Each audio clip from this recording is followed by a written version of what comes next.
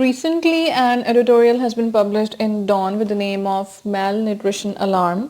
In this video, we will analyze it and we will discuss all of its salient features.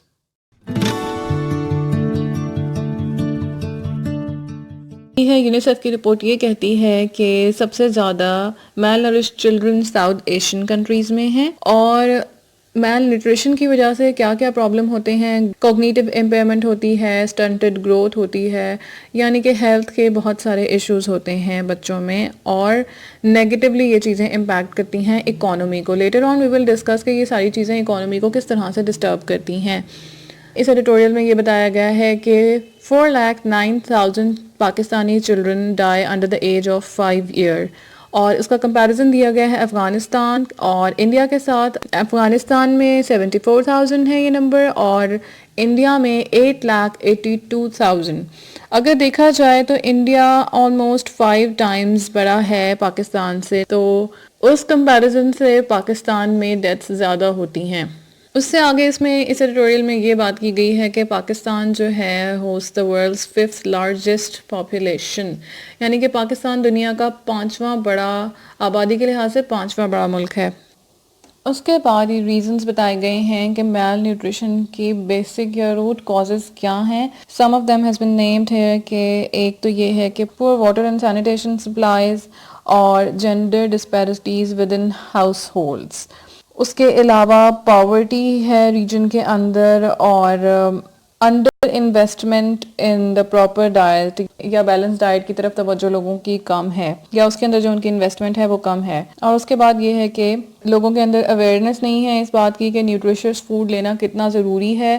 اور اس کے علاوہ جو health care facilities ہیں وہ properly available نہیں ہیں، specially in the rural areas. وہاں پہ بہت ڈسٹنٹ ہیں ہیلتھ کیئر فیسلٹیز، یا ہاسپٹلز جو ہیں وہ وہاں پہ نہیں ہوتے ہیں، بہت زیادہ فاصلے پر ہوتے ہیں، اور وہ پراپرلی اکوپڈ نہیں ہوتے. اور اس کے علاوہ گروئنگ پاپولیشن. اب ہم ان چیزوں کو ڈسکس کرتے ہیں کہ کس طرح سے یہ ساری آپس میں لنک ہو رہی ہیں. پاکستان میں میل نیوٹریشن سب سے زیادہ ہے. یہاں پہ اس ایڈیٹوریل میں ایک چیز یہ ڈسکس کی گئی کہ gender disparities within house holds, یعنی کہ gender discrimination with in house holds کس طرح سے ہو رہی ہے ود ان ہاؤس ہولڈز.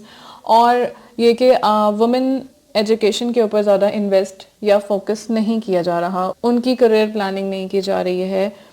جب آپ ویمن ایجوکیشن کے اوپر یا آپ لڑکی کے ایجوکیشن کے اوپر نہیں انویسٹ کر رہے ہیں، اس کا مطلب ہے she is unaware of the appropriate ways to raise her child. اس کے علاوہ کیا ہوگا کہ جب ایجوکیشن نہیں ہوگی تو اس کو یہ نہیں پتا ہوگا کہ بیلنسڈ ڈائٹ، جیسے کہ یہاں پہ اس ایڈیٹوریل میں لکھا گیا ہے کہ انڈر انویسٹمنٹ ان پراپر ڈائٹس. تو لوگوں کو جب یہ بات پتہ ہی نہیں ہوگی کہ متوازن غذا یا ایک پراپر ڈائٹ کی کیا اہمیت ہے اور وہ لینا کیوں ضروری ہے، اور آپ کی ڈائٹ کے اندر کیا کیا چیزیں ہونی چاہیے، تو وہ کیوں اس کے اندر انویسٹ کریں گے.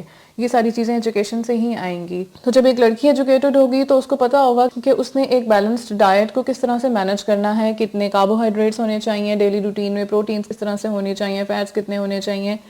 اور وہ بیلنسڈ ڈائٹ ایک ماں نے اپنے بچے کو دینی ہے.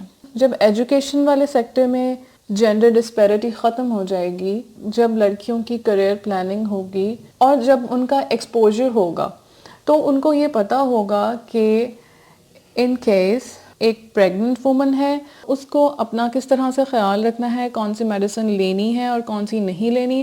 اور اگر وہ اس ڈیوریشن میں کوئی ایسی میڈیسن لے لیتی ہے تو اس کے بچے کے اوپر اس کا افیکٹ ہوگا. There are many abnormalities in the newborns which are caused by misuse of medication during pregnancy. تو ان ساری چیزوں کے لیے ایجوکیشن کی اپرچونٹیز میں اور ایجوکیشن کے اوپر فوکس میں جینڈر ڈسکریمنیشن کا ختم ہونا بہت ضروری ہے.